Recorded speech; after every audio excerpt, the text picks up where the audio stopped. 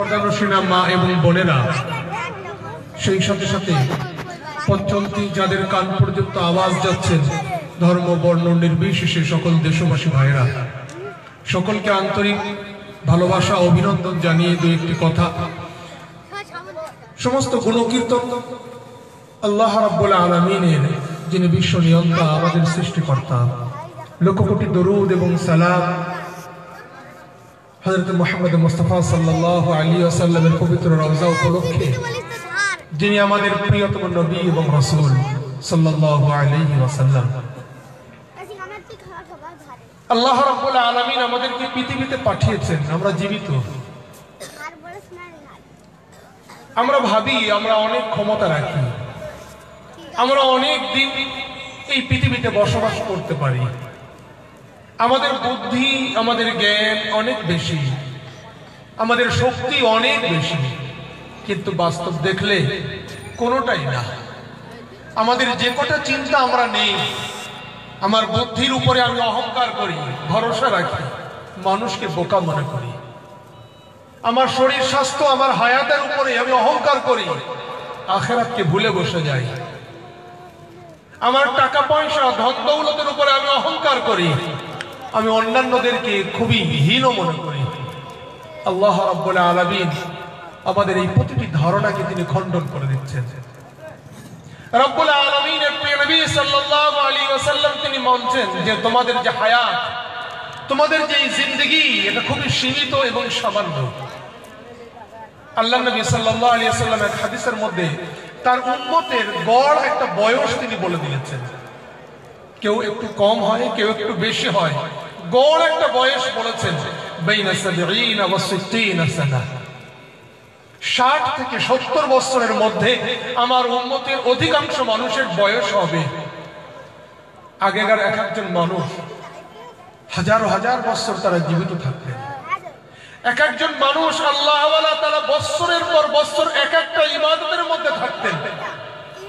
তাদের যে ইবাদত, সেই ইবাদতের যে বয়স তারা পেয়েছেন, এক একটা ইবাদতে যে সময় তারা লাগিয়েছেন, আমাদের সমস্ত জীবনও ততটুকু নয়। কোনো এক সময় আল্লাহ নবী সাল্লাল্লাহু আলাইহি ওয়াসাল্লাম বর্ণনা করেছিলেন যে বনি ইসরাইলের একজন মানুষ এমন আছেন যিনি 70 বছর সিজদায় কাটিয়েছেন। মানবীয় অতি প্রয়োজন ছাড়া তিনি সিজদা থেকে মাথা তুলতেন না। 70 বছর তিনি সিজদায় কাটিয়েছেন। সাহাবা হুজুররা তখন বললেন, হুজুর আপনিই তো বলেন, আপনার উম্মত, আপনার অনুরাগী অনুসারী তারা সর্বশ্রেষ্ঠ। আল্লাহ রাব্বুল আলামিনের বিচারের দিনে এদের নেকির পাল্লা ভারী। আমাদের সারা জীবনের সিজদা তো ওর একটা সিজদায় সমান হয় না, তো ভারীটা হবে কি করে? নবী পাক সাল্লাল্লাহু আলাইহি ওয়াসাল্লাম চুপ ছিলেন, কি জবাব দেবেন? আল্লাহ রাব্বুল আলামিন আল্লাহর হাবিব সাল্লাল্লাহু আলাইহি ওয়াসাল্লামকে মনের মধ্যে একটা ওহী নাযিল করলেন, পবিত্র কোরআন শরীফের সূরা দিয়ে দিলেন। সেই সূরা আমরা সবাই জানি বললে চলে, সূরাতুল কদর। সেই সূরার মধ্যে আল্লাহ রাব্বুল আলামিন বলছেন, তোমাদেরকে এমন একটা পাওয়ার দিচ্ছি, এমন একটা মন্ত্র, এমন একটা জিনিস দিয়েছি যেটা ওদের অনেক বেশি, তোমরা অল্প হলেও ছাপিয়ে যাবে সকলকেই। লাইলাতুল কদর খায়রুম মিন আলফ শাহর। আমি তোমাদের প্রতিটি বছরে, প্রতিটি রমজানে একটা করে লাইলাতুল কদর দিয়ে থাকবো, যে লাইলাতুল কদর 1000 মাসের বেশি হবে। যদি তোমাদের কেউ 60 বছর 70 বছর জীবিত থাকে আর তার জীবনের 12 বছর কি 15 বছরে সাবালক হয়ে যায়, সাবালকের পর থেকে সে লাইলাতুল কদর পাবে কত? 60 হলে 45, 70 হলে 55, 15 বাদ দিলে সাবালক হতে যতটুকু নি তাদেরটা বাদ দিলে 45 অথবা 55 লাইলাতুল কদর সে পেল। আর এক একটা লাইলাতুল কদর 1000-এরও বেশি। লাইলাতুল কদর খায়রুম মিন আলফ শাহর। এই জন্য আমরা বনি ইসরাইলদের থেকে, অন্যান্য উম্মতদের থেকে আমরা আমাদের আমলের এই নেকির বিনিময় বদৌলতে এগিয়ে যাব, কিন্তু বাস্তবে আমাদের আয়ু, আমাদের বয়স, আমাদের জীবন খুবই খুবই অল্প। বাইনা 70 ওয়া 60 সানা, 60-70।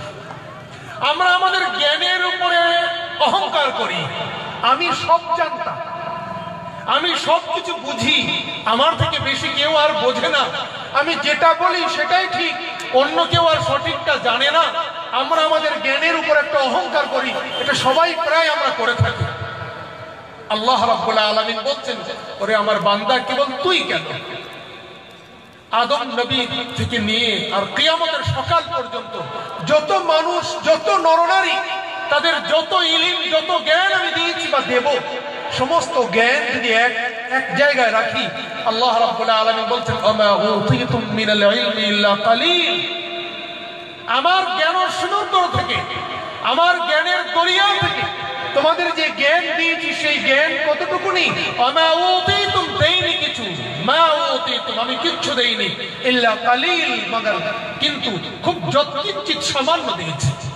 আজকে আমরা ঈমানদার, আমরা মুসলমান, কোরআন যারা আমরা এই আয়াতগুলো পড়ি, তারা এটা অনেকে মানতে চায় না। আমি জানি না, আমি তো মাওলানা সাহেব, আমাকে তো লোক অনেক অনেক কিছু বলে ডাকে, আমি তো সব থেকে বেশি জানি। কিন্তু যার মনের মধ্যে ঈমান ছিল না, যে আল্লাহকে আমার নবীর তরিকা অনুযায়ী মানত না, কোরআন এবং হাদিসে বিশ্বাস করেনি, সে আইনস্টাইনের কথা আমরা কে না জানি। শেষ বয়সে তিনি স্বীকার করেছেন, এত বড় বিজ্ঞানী, এত কিছু আবিষ্কার, এত আমার গবেষণা, এত আমার নোট, আমার থিসিস, এত কিছু পড়ে মানুষ আজকে গবেষণা করে করে বড় বড় ডিগ্রি নিচ্ছে। আমার জ্ঞান কতটুকু জানো? জ্ঞান সমুদ্রের পাশে ওই আমি কয়েকটা নুড়ি পাথর কেবল জমা করতে পেরেছি। তিনি তার কথা স্বীকার করছেন যে আমি জ্ঞানের সমুদ্রের ধার থেকে হাঁটতে হাঁটতে আমার জ্ঞানের ওই সমুদ্র থেকে কয়েকটা নুড়ি পাথর আমি জমা করেছি। আল্লাহ রাব্বুল আলামিনের হাবিবের উপরে আল্লাহ ১৫০০ বছর আগে আয়াত দিয়েছেন, মা উতিতুম মিনাল ইলমি ইল্লা কালিল, আমাদের ইলম খুবই সীমিত। আল্লাহ রাব্বুল আলামিন আমাদের ধন দৌলত দিয়েছেন, আমরা সেই ধনের গরমে, আমরা সেই অর্থ এবং টাকা পয়সার গরমে আমরা মানুষকে মানুষ মনে করি না।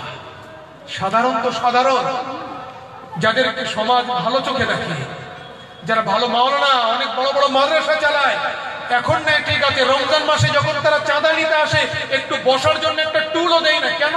কি জন্যে? এমন এমন কথা, এমন এমন টিপ্পনি, এমন এমন কটূক্তি, অবাক হয়ে যায়। কেন? গরম কিসের? ধনের। গরম কিসের? টাকার, অর্থের।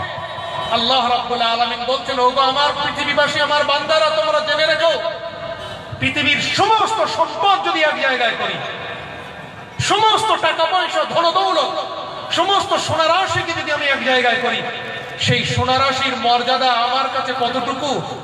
আল্লাহ রাব্বুল আলামিন তিনি বলেছেন, তার হাবিব সাল্লাল্লাহু আলাইহি সাল্লাম ঘোষণা দিচ্ছেন, যদি একটা মাছির পাখনার একটা পাখনা সমতুল্য মর্যাদা হতো এই সমস্ত টাকা পয়সা, ধনরাশি, আমি কোন বেঈমান কাফিরকে এক ঢোক পানিও দিতাম না।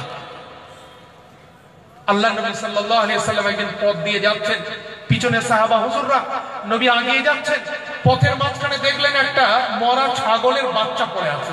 বড় ছাগল না, বাচ্চা ছাগল। আল্লাহ নবী আস্তে আস্তে সেই বাচ্চা মরা ছাগলের কানটা ধরলেন, দিয়ে বলছেন, কে আছো? যেমন আমরা অকশন করি, কে আছো? 1 দিরহামে নেবে, 1 দিনারে নেবে, সোনার একটা টাকা বা রূপোর একটা টাকা দিয়ে কে নেবে এই মরা ছাগল? আমি তাকে মালিকানা করে দেব। সাহাবা হুজুররা মুচকি হাসলেন, হুজুর এক তো বাচ্চা, আবার মরা, আপনি সোনার টাকা রূপোর টাকা কি চান? ফিরিয়ে দিলেও তো কেউ নেবে না, এ তো ফিরিয়ে দিলেও কেউ নেবে না। আল্লাহ নবী সাল্লাল্লাহু আলাইহি সাল্লাম বলছেন, দুনিয়ার যাবতীয় সম্পদ এই একটা ছাগলের মরা বাচ্চার যতটুকু মর্যাদা, যতটা দাম, তার থেকেও কম। অপর জায়গায় আল্লাহ নবী সাল্লাল্লাহু আলাইহি সাল্লাম বলছেন, এই মরা ছাগলের পিছনে কে ছোটে? ভাগাড়ে, এখন তার ভাগাড়ও নেই, কাকে কি বোঝায়? যেখানে ভাগাড় হতো আগে, মরা পশু আমরা ফেলতাম, সেই ভাগাড়ে যদি মরা গরু এবং ছাগল, ছোট ছোট ছাগলের বাচ্চা যদি ফেলা হয়, গরু বলতে শকুনও আসে, ছাগলের বাচ্চা ফেলা হয়, কারা ছোটে? একমাত্র কুকুর যায় সেখানে। তো ঠিক নবী আকরাম সাল্লাল্লাহু আলাইহি সাল্লাম এক হাদিসের মধ্যে বলছেন, দুনিয়ার সম্পদ, দুনিয়ার টাকা পয়সা, দুনিয়ার অর্থের পিছনে যারা ছোটে, তারা ওই কুকুরের সমতুল্য যারা মরা ছাগলের পিছনে ছোটে। কিন্তু জায়েজ তরিকায় যারা যায়, আল্লাহ এবং আল্লাহর রাসূলের বাতানো পথ অনুযায়ী যারা চলে, তাদের ব্যাপারটা আলাদা। যারা নবীর তরিকায় গিয়ে দুনিয়া উপার্জন করেন, তাদের এই দুনিয়া উপার্জনে একটা ইবাদত, যেমন নামাজ ইবাদত, যেমন জিকির ইবাদত, যেমন কোরআন ইবাদত, কোরআন তেলাওয়াত ইবাদত, ঠিক আল্লাহর রাসূলের পথ অনুযায়ী ওই পয়সা কামানোটাও একটা ইবাদত। কতটুকু ইবাদত?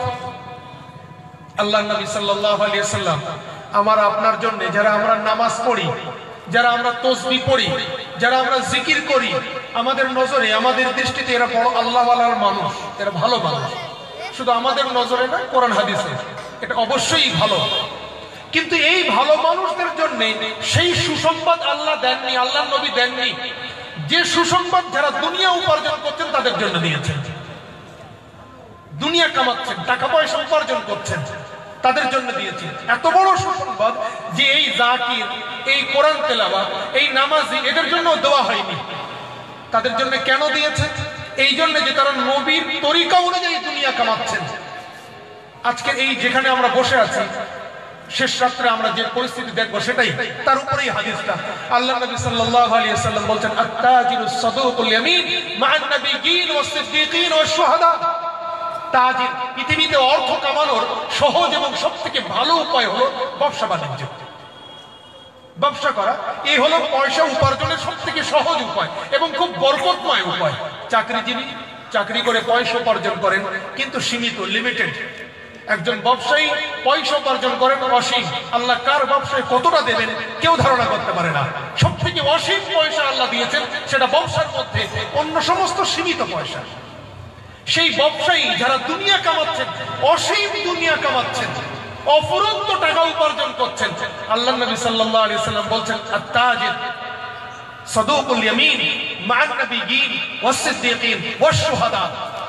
কাল হাসরের ময়দানে যখন বিচার হবে, আল্লাহ রাব্বুল আলামিন মানুষকে কাতার লাগাবেন। তোমরা এই কাতারে, তোমরা এই কাতারে, তোমরা এই কাতারে, কাতার কাতার ভাগ করে দেবেন। সেই কাতারের মধ্যে একটা কাতার হবে নবীদের, একটা কাতার হবে শহীদদের, একটা কাতার হবে সিদ্দিকদের, উল্লেখযোগ্য কাতার। আরো বিভিন্ন কাতার হবে, এগুলো বলার মতো কাতার। আল্লাহ নবী সাল্লাল্লাহু আলাইহি ওয়াসাল্লাম বলছেন, আত-তাজিরুস সাদুকুল ইয়ামিন, সেই ব্যবসায়ী যে সত্যর সাথে, সততার সাথে, আমানতের সাথে ব্যবসা করে, সেই ব্যবসায়ী কাল কিয়ামতের ময়দানে যদি তার অন্যান্য ফরজ ইবাদত ভালো থাকে, নামাজ, রোজা, হজ, যাকাত যার যার সেটা করেছেন, তারপরে তিনি ব্যবসা করতেন, ব্যবসার ক্ষেত্রে মাঠে এসে, মানে হাটে এসে, বাজারে এসে, দোকানে এসে তিনি তার নামাজ, রোজা, তিনি তার মুসলমান পরিচয় ভুলতেন না, নবীর তরিকা ভুলতেন না, সেটা তার স্মরণে থাকতো। তিনি নবীর তরিকা অনুযায়ী ব্যবসা করতেন, মান নবী, সত্যবাদিতার সাথে, সততার সাথে, ইমানদারির সাথে, আমানতের সাথে। এই ব্যবসায়ী কাল কিয়ামতের ময়দানে যদি উন্নত মানের তার সততা হয়ে থাকে, নবীদের কাতারে, যদি একটু কম হয় শহীদের কাতারে, যদি আরো একটু কম হয় সে সিদ্দিকদের কাতারে। সিদ্দিক আবু বকর সিদ্দিক রাদিয়াল্লাহু তাআলা আনহু, তার উপাধি। দুনিয়া যদি আমরা কামাই আল্লাহর নবীর তরিকা অনুযায়ী, তাহলে তার মর্যাদা আছে। আনুষঙ্গিকভাবে এটা এসে গেল।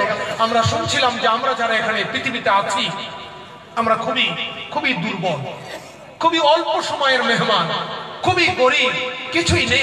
আমার বয়স মাত্র 60-70। আমার ধনরাশি একটা মাছি বা একটা মরা ছাগলের থেকেও বেশি নয়। আমার জ্ঞান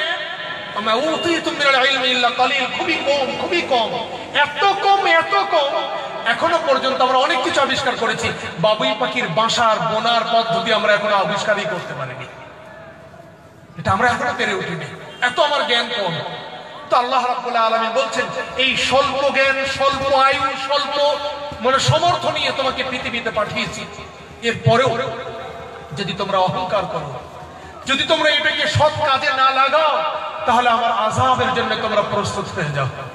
আর যদি তোমরা এর মধ্য থেকেও আমার ইবাদতের জিন্দেগিতে আসতে পারো, আমাকে রাজি এবং খুশি করার জিন্দেগিতে আসতে পারো, তাহলে তোমাদের এই স্বল্পটাকে স্বর্ণে পরিণত করে দেব, তোমাদের এই অল্প জিনিসকে সোনায় রূপান্তরিত করে দেব। কিভাবে? আল্লাহ রাব্বুল আলামিনের হাবিব সাল্লাল্লাহু আলাইহি ওয়াসাল্লামের সাহাবা হুজুররা, শুধু সাহাবারা নয়, সাহাবাদের উদাহরণ যেমন উপমা আমরা দিয়ে থাকি। অনেকেই বলেন নবীর যুগের মানুষ, নবীর বরকত ওদের জন্য সহজ, আমরা তো সাধারণ মানুষ, আমাদের জন্য এটা সহজ নয়, আমাদের জন্য এটা আমাদের সাধ্য কুলায় না। আল্লাহ রাব্বুল আলামিন সব মানুষের মধ্যেই সেই ক্ষমতা দিয়েছেন যদি আমরা কাজে লাগাই। যদি আমাদের এই স্বল্প আয়ু, আমাদের এই স্বল্প বুদ্ধি বিদ্যা, আমাদের এই স্বল্প সামর্থ্যকে আমরা কাজে লাগাই, আল্লাহ রাব্বুল আলামিন তার মধ্যে যে রং দেবেন, তার মধ্যে যে ক্ষমতা দেবেন, তার মধ্যে যে জ্যোতি দেবেন, আমরা ভাবলে অবাক হয়ে যাব। আমি ছোট্টবেলায় যে মাদ্রাসায় পড়েছি, আমার শিক্ষাগুরু হযরত মাওলানা তাহের সাহেব রহমাতুল্লাহ আলাইহি, তিনি দেওবন্দ মাদ্রাসায় পাশ করার পরে কোরআন তাফসীর পড়ার মনস্থ করলেন যে আমি কোরআনের উপরে বিশেষ করে পড়াশোনা করব। তিনি কোরআন পড়ার জন্য বিশেষ একজন শিক্ষকের কাছে গিয়ে পড়েছিলেন। তাহলে আমার শিক্ষক তাহের সাহেব রহমাতুল্লাহ আলাইহি, তার শিক্ষক সেটা হলো মাওলানা আহমদ আলী লাহোরী সাহেব। পাকিস্তানের লাহোরে তিনি থাকতেন, ওখানে তার বাড়ি। তিনি আল্লাহওয়ালা মানুষ ছিলেন, কোরআন নিয়ে সবসময় পড়ে থাকতেন। দুনিয়ার কোনো খবর তিনি বেশি রাখতেন না, যতটুকুনি প্রয়োজন, না হলে নয় জীবন ধারণের জন্য ততটুকুনি, বাকি সর্বসময়ে তিনি কোরআনের উপরেই থাকতেন। কোরআন তেলাওয়াত, কোরআন গবেষণা, কোরআন পঠন পাঠন, কোরআন মানুষের কাছে পৌঁছানো। যখন তিনি মারা গেলেন, এই অল্প বয়সের মেহনতে যখন তিনি মারা গিয়েছেন, তার কবর থেকে সুগন্ধি উঠতে আরম্ভ করল। এত সুগন্ধি উঠত যে এলাকার সমস্ত মানুষ এসে কবরের মাটি নিয়ে চলে যেতেন, ব্যাগে করে, পকেটে করে তারা মুঠো মুঠো মাটি নিয়ে চলে যেতেন। তার আত্মীয় স্বজন যারা ছিলেন, তার ছেলেরা বিশেষ করে, সেই কবরে বারবার মাটি দিতেন, দিয়ে আবার ভরণ করে পূরণ করে দিতেন, আবার সেই মাটি সব লোকেরা নিয়ে চলে যেত। মানা করার পরেও মানুষ শুনতো না। একদিন তার বড় ছেলে কবরের পাশে দাঁড়িয়ে বলছে, আব্বা, আপনি তো আপনার কারামতি, আল্লাহ আপনাকে মর্যাদা দিয়েছেন, আর আপনার কারামতি তো মানুষের কাছে খুবই প্রচার হচ্ছে, আমরা তো আর মাটি দিয়ে দিয়ে পারছি না, হয়রান হয়ে গেলাম। সেদিন থেকে তার কবরে আর সুগন্ধে আসেনি, সেদিন থেকে আর সুগন্ধে আসেনি। কবরের মেহনত মাত্র এই ৬০-৭০, তিনি তো নবীর উম্মত, এই ৬০-৭০ বছরের মেহনত কিসের সংস্পর্শের কারণে? পবিত্র কোরআনের সংস্পর্শের কারণে। কিসের উপরে? আমল এবং ঈমানের মেহনতের কারণে। আল্লাহ নবী সাল্লাল্লাহু আলাইহি ওয়াসাল্লাম মেরাজে যাচ্ছেন। মেরাজে যখন বোরাকে করে তিনি যাচ্ছেন, কাবা শরীফ থেকে নিয়ে চললেন আল্লাহ নবী সাল্লাল্লাহু আলাইহি ওয়াসাল্লাম বাইতুল মাকদিস, ফিলিস্তিনের কাছে। ওখানে আল্লাহ নবী সাল্লাল্লাহু আলাইহি ওয়াসাল্লাম যখন বাইতুল মাকদিসের কাছাকাছি পৌঁছে গেলেন, একটা সুগন্ধ পেলেন তিনি, না একদম মানে মোহিত হয়ে গেলেন তিনি, একটা খুশবু। আল্লাহ নবী সাল্লাল্লাহু আলাইহি ওয়াসাল্লাম বাইতুল মাকদিসের পাশেই ওই সুগন্ধ এসেছে তার কাছ থেকে। একদম জিবরিলকে জিজ্ঞাসা করতেন, হে জিবরিল, এই খুশবু কোথা থেকে আসছে, কিসের খুশবু? জিবরিল আলাইহিস সালাতু ওয়াস সালাম তিনি বললেন, ফেরাউনের দরবারে, ফেরাউনের বাড়িতে একজন দাসী ছিলেন, কাজের মেয়ে, কাজের দাসী।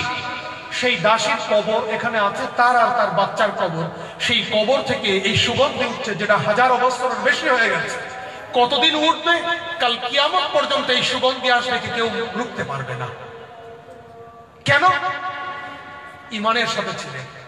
আজকে আমাদের ভারতবর্ষে বেশ এই ১-১.৫ বছর আগে মনে হয় সেই পেপার কার্টুন এখন আছে, কিছু কিছু পেপারের খবর রাখার চেষ্টা করি, মনে হচ্ছে আছে, ঠিক জোর দিয়ে বলতে পারছি না। এলাহাবাদ, এখন তো তার নামও পাল্টে গেছে। এলাহাবাদ উত্তরপ্রদেশের একটা জায়গা, গ্রামের অনেক একটা মোটা সংখ্যার মানুষ তারা কি হয়ে গেলেন? হিন্দু হয়ে গেলেন, ধর্ম ত্যাগ করলেন। কেন? তারা গরিব ছিলেন, মুসলমান ছিলেন। তাদেরকে রেশন কার্ড পাইয়ে দেওয়ার অফার দেওয়া হলো যে তোমাদের বিপিএল রেশন কার্ড দেওয়া হবে। হয়ে গেলেন, ধর্ম পরিবর্তন হয়ে গেল। আমাদের কয়েক বছর আগের ঘটনা, বেশ এটা একটু লম্বা। আমাদের পাশেই চীনাপুকুর থেকে বাস যায় প্রত্যেক বছর আজমির, তারা যাচ্ছে পাঞ্জাবে। কেন? সেখানে পাঞ্জাবে গেলে গুরুদাসপুর, ওখানে আহমদিয়া মসজিদ আছে, তাদের অফিস আছে, তারা অনেক কিছু অর্থ সাহায্য করে, কম্বল, নগদ টাকা পয়সা কিছু দেয়। কেন? ওখানে মির্জা গোলাম আহমদ কাদিয়ানি জন্মগ্রহণ করেছিলেন, তিনি হলেন নবী, তাকে নবী বলে মানতে হবে। আমার নবী দোজাহানের বাদশা, তিনি শেষ নবী নন, তারপরও এই নবী। ঈমান থাকলো মুসলমানের, একটা কম্বল, নগদ কিছু টাকা, নগদ কিছু পাওনা, এই জন্যই সে আমার নবীকে কোরআনের আয়াতের মধ্যে আল্লাহ রাব্বুল আলামিন বলছেন যে স্পষ্ট ভাষায় যে আপনি শেষ নবী, আপনি সর্বশেষ নবী। মা কানা মুহাম্মাদুন আবা আহাদিন মির রিজাল ওয়ালাকিন রাসূল ওয়া খাতামান নবিয়্যিন, তিনি রাসূল এবং শেষ নবী। সেই শেষ নবীর কোরআনের আয়াতকে আমি মুসলমান, আমি নামাজ নিজেকে মুসলমান বলে দাবি করি, একটা কম্বল পাওয়ার আশায়, নগদ কয়েকটা নোটের আশায় আমি আমার নবীকে শেষ নবী বিশ্বাস করলাম না। আমি মির্জা গোলাম আহমদ কাদিয়ানীকে নবী বলে বিশ্বাস করে নিলাম। আমি একটা বিপিএল রেশন কার্ডের জন্য আমি অন্য কিছু হয়ে গেলাম। এই ঈমান আল্লাহ পছন্দ করেন না। এই ঈমানের খুশবু ওঠে না। এই ঈমানের কবর থেকে ধোঁয়া বার হতে পারে, এই ঈমানের কবর থেকে দুর্গন্ধ আসতে পারে, এই ঈমানদারের কবর থেকে চিৎকারের আওয়াজ আসতে পারে, এই ঈমানদারের কবর থেকে কোনোদিন জান্নাতি খুশবু সুগন্ধি আসতে পারে না। তো আল্লাহ নবী সাল্লাল্লাহু আলাইহি ওয়াসাল্লাম জিবরাইলকে যখন জিজ্ঞাসা করলেন, হযরত জিবরিল আলাইহিস সালাতু ওয়াস সালাম তিনি জবাব দিচ্ছেন যে দেখো, ফিরাউনের মেয়ের সেবা করছিলেন সেই দাসী, তার মাথার চুল আঁচড়ে দিচ্ছিলেন, হঠাৎ হাত থেকে চিরুনি খসে পড়ে যায়, চিরুনিটা ছিটকে পড়ে যায়। চিরুনি তুলতে গিয়ে তিনি বললেন বিসমিল্লাহির রহমানির রহিম। আজকে আমরা মুসলমান বিসমিল্লাহ পড়তে হয় জানি না। আমাদের অধিকাংশ কাজ আমরা দেখব আমাদের জিন্দেগিতে, আমরা কাজ শুরু করি বড় উদ্দীপনা নিয়ে, বড় শখ নিয়ে, বড় ইচ্ছা করে, যে কোনো কাজ, ছেলে মানুষ থেকে নিয়ে, ব্যবসা বাণিজ্য থেকে নিয়ে, ক্ষেত খামার থেকে নিয়ে, জামা কাপড় পরা থেকে নিয়ে, আরো কিছু থেকে নিয়ে আমাদের অধিকাংশ কাজ অসম্পূর্ণ থেকে যায়। আমাদের অধিকাংশ কাজ অসম্পূর্ণ থেকে যায়। কেন? হাদিস শরীফের মধ্যে আল্লাহ নবী সাল্লাল্লাহু আলাইহি ওয়াসাল্লাম বলছেন সেই সমস্ত কাজ অসম্পূর্ণ থাকে যে কাজগুলোকে বিসমিল্লাহহীন অবস্থায় শুরু করা হয়। কুল্লু আমরিন যিবালিন লাম ইবদা বিসমিল্লাহি ফাহুয়া আফতা। সেই সমস্ত মহৎ কাজ, ভালো কাজ ভালো, কিন্তু সে বিসমিল্লাহ ছাড়া শুরু করেছে, তার সেই কাজ অসম্পূর্ণ থেকে যাবে, অসম্পূর্ণ থাকবে, পূর্ণ হবে না। তা আমরা মুসলমান, নবী যখন শিখিয়েছেন সব কাজের আগে বিসমিল্লাহ, উঠতে বসতে বিসমিল্লাহ, আমরা ভুলে গেছি। কিন্তু ফিরাউনের বাড়ির সেই যে দাসী, তিনি চিরুনি উঠিয়ে নিচ্ছেন বিসমিল্লাহির রহমানির রহিম বলে। ফিরাউনের মেয়ে সে বলছে, আরে তুমি কি বললে বিসমিল্লাহির রহমানির রহিম? আল্লাহ বলতে কি আমার আব্বা ফিরাউন, একে তুমি বোঝাচ্ছ? বলছেন না, আল্লাহ সেই সত্তাকে বলা হয় যিনি কোনোদিন কারো কাছে জন্মগ্রহণ করেন। তুমি আল্লাহ বলে স্বীকার করো না? না, তোমার আব্বাকে আমি আল্লাহ বলে স্বীকার করি কি করে? তিনি তো কারোর গর্ভে জন্মগ্রহণ করেছেন, আর তার ঔরসে তুমিও তো জন্ম নিয়েছো। আল্লাহ হতে গেলে তিনি জাতকও নন, জনকও নন, পুত্র মানে সন্তানও নন, তিনি আবার সন্তান দাতা মানে যাকে বলা যায় তিনি কারো পিতাও হন না। কিন্তু তোমার আব্বার মধ্যে দুটোই রয়েছে, তিনি পিতা আবার তিনি কারো সন্তান। আমি তাকে আল্লাহ বলে মানি না। তিনি বড় বাদশাহ, তিনি আমার মনি, তিনি আমার ভরণ পোষণ করছেন, আমাকে চাকরি দিয়েছেন, কিছু পয়সা আমাকে দিচ্ছেন, আমাকে সাহায্য করেন, বড় ভালো, কিন্তু তিনি আল্লাহ না। এই কথা ফিরাউনের কাছে মেয়ে বলে দিল যে আপনি নিজেকে আল্লাহ বলে দাবি করেন, মানুষকে, সারা দেশের মানুষকে নিজের সেজদা দিতে বাধ্য করেন, আপনার বাড়ি তো আপনার শত্রু রয়ে গেছে। ফিরাউন উচিত শিক্ষা দেওয়ার জন্য গ্রামে ঢোল পাঠিয়ে দিল, কানেস্তারা বাজিয়ে দিল, এলান হয়ে গেল, ঘোষণা হয়ে গেল, যারা আমার অবাধ্য তাদেরকে আমি কেমন শাস্তি দেই তোমরা একবার সচক্ষে দেখবে, আসো। নির্দিষ্ট দিন করে আর ময়দানে সকলকে জমায়েত করার পরে একটা কড়াই আনা হলো, কড়াই, বড় কড়াইতে তেল গরম করা হলো, আর সেই দাসী আর তার দুই সন্তানকে এনে দাঁড় করানো হলো।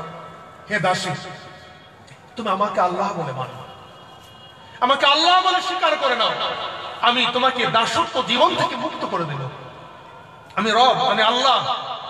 ফিরাউন বলছে নাউজুবিল্লাহ, আল্লাহ আমাদের সকলকে হিফাজত করুন, আমি আল্লাহ, আনা রাব্বুকুমুল আ'লা। 30 নম্বর পারায় 2 নম্বর সূরায় আল্লাহ বলছেন আনা রাব্বুকুমুল আ'লা। ফিরাউন দাবি করেছিল যে আমি সবথেকে বড় খোদা, আমার খোদার পরিচয় তুই পাবি, যদি আমাকে খোদা বলে মেনে নিস এক্ষুনি আমি তোকে দাসত্ব জীবন থেকে মুক্ত করে বড় প্রাসাদের মালিক করে অনেক মানে অফুরন্ত ধন সম্পদ তোকে দিয়ে দেব, আর যদি তুই আমাকে খোদা বলে না মানিস আমি তোকে শাস্তি দিয়ে তিলে তিলে তোকে মেরে দেব।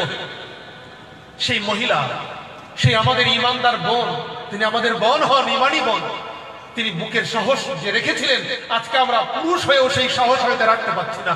আল্লাহ তার মর্যাদাকে আরো বেশি বাড়িয়ে দেন, তার কবরের জিন্দেগি আরো সুখময় করে দেন। তিনি বললেন, ফিরাউন তুমি আমাকে 10 বার মারো, 1000 বার মারো, কিন্তু তুমি তো সৃষ্টি, তুমি স্রষ্টা নও, তোমাকে আমি মুনিব বলে মানি, তোমাকে আমি আমার বড় বলে মানি, তুমি আমার মনি, আমাকে তুমি চাকরি দিয়েছো, কিন্তু তোমাকে আল্লাহ বলে আমি মানতে পারি না। যেই না তিনি বললেন, ফেরাউন নিজে হাতে তার একটা সন্তান যে হাঁটতে পারতো দাঁড়িয়েছিল তাকে ধরেই নিয়ে ওই গরম তেলের কড়ায় ছক করে ফেলে দিল। চোখের পলক না পড়তে পড়তে টকবক করে সেই তেলের মধ্যে ফুটে এসে একদম কালো কয়লা হয়ে গেল।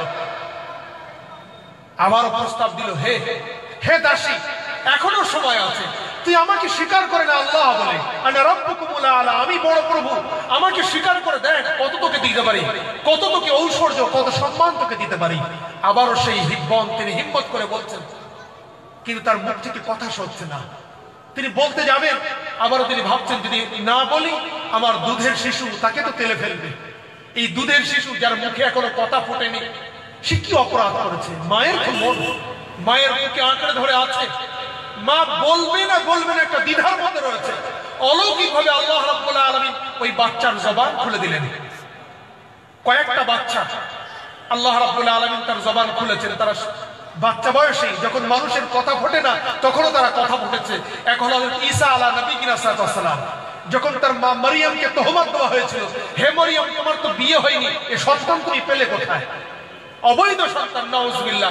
তখন মায়ের উপরে এত বড় তহমত, এত বড় অপমান হযরত নবী ঈসা তিনি সহ্য করতে পারলেন না। তিনি বলে উঠেছিলেন, ইন্নী আব্দুল্লাহ আতানিয়াল কিতাব ওয়া জাআলানি নবিয়্যা।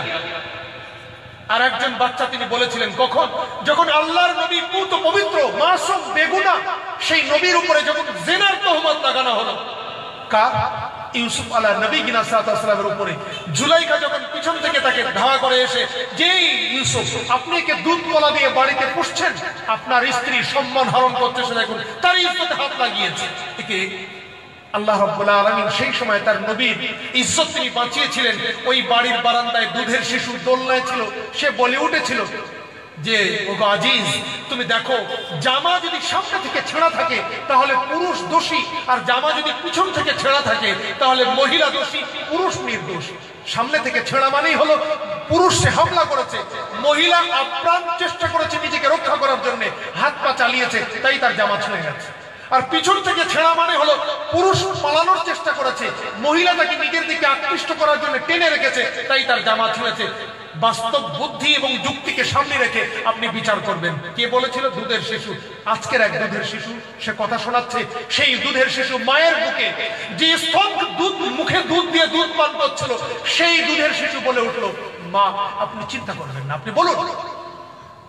তাকে ফেলে দেওয়া হলো কড়াইয়ের মধ্যে।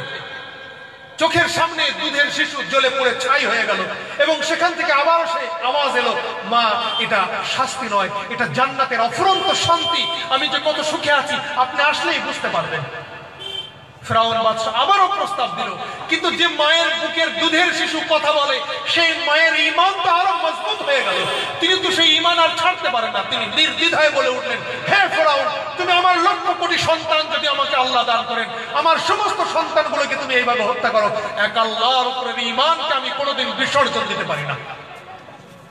ফেরাউন তার হাত ধরে তেলে নিক্ষেপ করবে, এমন তো অবস্থায় সেই আমার বোন, তিনি বলে উঠলেন, ফেরাউন তুমি আমাকে মেরে দাও, কোনো আফসোস নেই, তোমার কাছে একটা আবেদন আমি করব, এতদিন তোমার বাড়ির সেবা করে এসেছি, বলো কি আবেদন তোমার?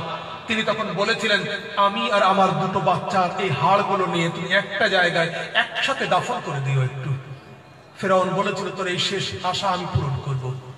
সেই দাফন কিন্তু কবর থেকে 1000, 1500, 2000 বছর পরে যখন আল্লাহ নবী সাল্লাল্লাহু আলাইহি ওয়াসাল্লাম সেখান থেকে মেরাজ রাত্রে যাচ্ছেন, খুশবু পেয়ে গেলেন। সুবহানাল্লাহ। তো বন্ধু আমার, 60 বছরের জীবন, 70 বছরের জীবন যদি কাজে লাগাতে পারি, এটাই সোনা হয়ে যাবে। এতে এমন বরকত এসে যাবে যে আমি কল্পনা করতে পারবো না।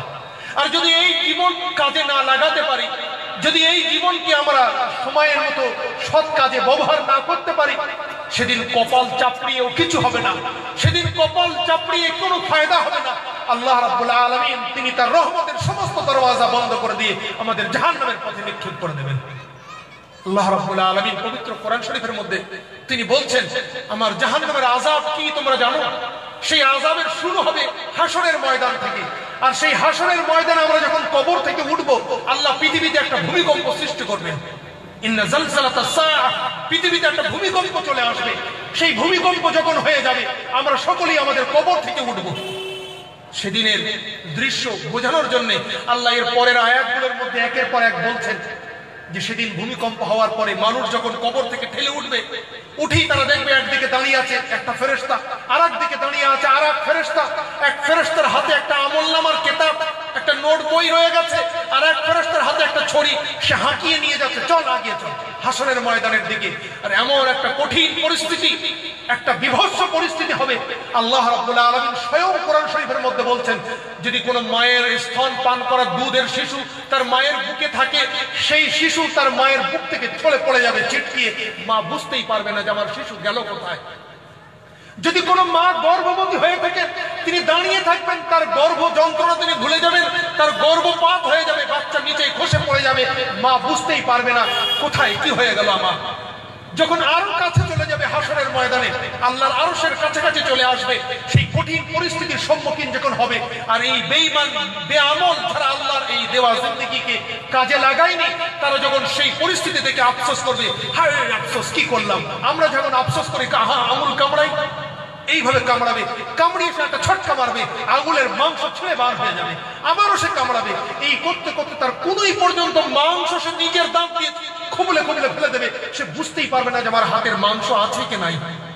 আমরা অনেকেই ভাবছি হাতের নিজের দাঁত দিয়ে কামড়ে মাংস তুলে নেবে, অনুভব হবে না। আরে এ তো আমাদের জীবনে বাস্তব হয়ে থাকে। মোটর সাইকেল নিয়ে গেছে, ঠক করে লেগে গেল, উল্টে পড়ে গেলাম, কিছু হয়েছে তখন কিছু বুঝে আসি না, না কিচ্ছু হয়নি ঠিক আছে। এই গত 2 দিন না 3 দিন আগে ঘটকপুকুর আইসিআইসি ব্যাংকে গেছে, মাদ্রাসার কোনো কাজ, হেঁটে হেঁটে রাস্তার ধার থেকে আসছে, হঠাৎ করে একটা লরি যাচ্ছিল, একটু সে সামনে কিছু পড়তে একটা ব্রেক দিল, একটা যুবক ছেলে কানে দুটো ওয়াকম্যান দিয়ে ওই সাইকেল নিয়ে, মোটর সাইকেল না সাইকেল নিয়ে জোরে আসছিল, লরির পিছনে ধাক্কা মারল, তার সাইকেলের বেলটা ছিটকে নিচে পড়ে গেল, সাইকেলের যে বেলটা লাগানো ছিল ছিটকে চক্র নিচে পড়ে গেল, তার মাথাটা গিয়ে ওদের ঠেকলো আমার সামনে একদম পাশে। হাতটা ধরে বলছে, ভাই কিছু হয়নি তো, তোর লাগেনি তো? করছে না আমার কিচ্ছু হয়নি, কিচ্ছু হয়নি। সাইকেলের বেল লোহার নাড় দিয়ে আটা ছিটকে নিচে পড়ে যাচ্ছে, ওটা তো বুঝতেই পারছি আমরা, তারপরেও সে বলছে আমার কিচ্ছু হয়নি। এই দুনিয়ার ছোট্ট যন্ত্রণা সে যদি এই স্বাভাবিক একটা অবস্থায় হোপলেস হয়ে সে কিছুই না বুঝতে পারে, হাসরের ময়দানে যখন সূর্য মাথার উপরে, জমিন তামা হয়ে যাবে, সামনে আল্লাহ রাব্বুল আলামিন তার জালাল এবং কাহার নিয়ে বসে থাকবেন, তার রাগ এবং আক্রোশের প্রকাশ পেয়ে থাকবে, সেদিন মানুষ সবকিছু ভুলে যাবে, হাত কামড়ে কামড়ে তার এই পর্যন্ত সে খেয়ে ফেলবে, কিচ্ছু বুঝতে পারবে না যে আমার হাতের মাংস আমি কামড়িয়েছি। বন্ধু, আল্লাহ রাব্বুল আলামিনের এখনো অশেষ মেহেরবানি, অশেষ দয়া, তার শুকরিয়া করলে শেষ করতে পারবো না আমরা, যে আমরা এখনো পর্যন্ত জীবিত আছি, এখনো তিনি আমাদেরকে জীবিত রেখেছেন। আমরা একজন সুস্থ মানুষ, স্বাভাবিক অবস্থা যদি আমরা নেই, 1 মিনিটে আমরা প্রায় যতবার শ্বাস প্রশ্বাস করি, এই প্রত্যেকটা শ্বাস যখন ভিতরে নিচ্ছি তখনই আল্লাহর একটা ফেরেশতা থাকেন, তিনি আল্লাহকে জিজ্ঞাসা করেন, ইয়া রাব্বি আমি এত, আমি একে ধরে রাখবো, বন্ধ করে দেবো না ছেড়ে দেবো? এই যে ও হাওয়া নিয়েছে, নিঃশ্বাস ওর ফুসফুসটা টেনেছে, একে এইভাবেই চেপে দেবো নাকি ফুসফুসটা আবার খেলতে দেবো? আল্লাহ রাব্বুল আলামিন আদেশ করেন, আমার বান্দা ওকে মোহলত দাও, ওকে ছেড়ে দাও হে ফেরেশতা, ও অন্যায় করেছে, ও গুনাহ করেছে, আমার নাফরমানি করেছে, ও চোখ দিয়ে, ও নাক কান দিয়ে, ও মন দিয়ে, ও জবান দিয়ে আমার গুনাহ করে চলেছে, তুমি ওকে মোহলত দাও, ছেড়ে দাও, হয়তো ও তওবা করবে। ফেরেশতা তার ফুসফুসকে আবার ছেড়ে দেয়, এইভাবে ঠেলে ওঠে আমাদের ফুসফুস। আবারও যখন আসে ফের জিজ্ঞাসা করে, আবারও যখন আসে, যদি আল্লাহ রাব্বুল আলামিন আমাদের সমস্ত গুনাহগুলো তিনি প্রত্যেকটা পলে পলে দেখছেন, ভালোভাবে তিনি দেখছেন। আল্লাহর দেখা বলছেন, অমাবস্যার রাতে কালো পাহাড়ে যদি গভীর একটা ছোট্ট ছিদ্রের মধ্যে একটা কালো পিঁপড়ে চলে, তার পটা পা কেমন ভাবে চলতে, তারও থেকে বেশি আল্লাহ রাব্বুল আলামিন জানতে পারেন। সেই আল্লাহ আমার আপনার সমস্ত গুনাহ তিনি সবকিছু জানেন, সবকিছু তিনি দেখেন। আলিমুম বিযাতিস সুদূর, আমাদের মনের মধ্যে যে কল্পনাগুলো হয়, এখন আমরা মুখে বলি না, সেই কল্পনাও তিনি জানেন। তিনি যদি আমাদের সেই কল্পনার বিচার করে বলতেন, একে শ্বাস নেওয়ার সুযোগ দিলে আমার নাফরমানির কথাই চিন্তা করবে, একে শ্বাস নেওয়ার সুযোগ দিলে আমার বিরুদ্ধে মিথ্যা কথাই বলবে, একে শ্বাস নেওয়ার সুযোগ দিলে আমার দেওয়া চোখ দিয়ে অন্যায় জিনিসই দেখবে, দাও ফেরেশতা বন্ধ করে দাও, এমকুস লামিয়াত, ওকে বন্ধ করো, ওকে আর ফুসফুসকে ছেড়ে দিও না, বড় হতে দিও না। তাহলে আমরা কোথায় থাকতাম? কোথায় থাকতাম বন্ধু? আমরা কতবার শ্বাস প্রশ্বাস করছি, কতবার।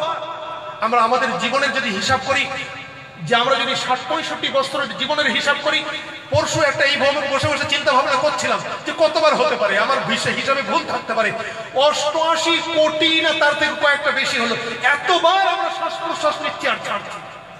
কবার সুবহানাল্লাহ বলেছি, কবার আলহামদুলিল্লাহ বলেছি আমরা? তাই আল্লাহ রাব্বুল আলামিনের হাবিব সাল্লাল্লাহু আলাইহি ওয়াসাল্লাম বলছেন এক হাদিস শরীফের মধ্যে, যিনি যত বড়ই পীর, গলি, গৌস, কুতুব, আল্লাহওয়ালা যেই হন না কেন, আল্লাহ যদি সঠিকভাবে কারোর হিসাব নেন, সে জাহান্নামে চলে যাবে। মান হুসিবা উখিজা, যার হিসাব নেওয়া হবে সে জাহান্নামে যাবেই যাবে। কেন? হিসাব বলতে সহজ হিসাব।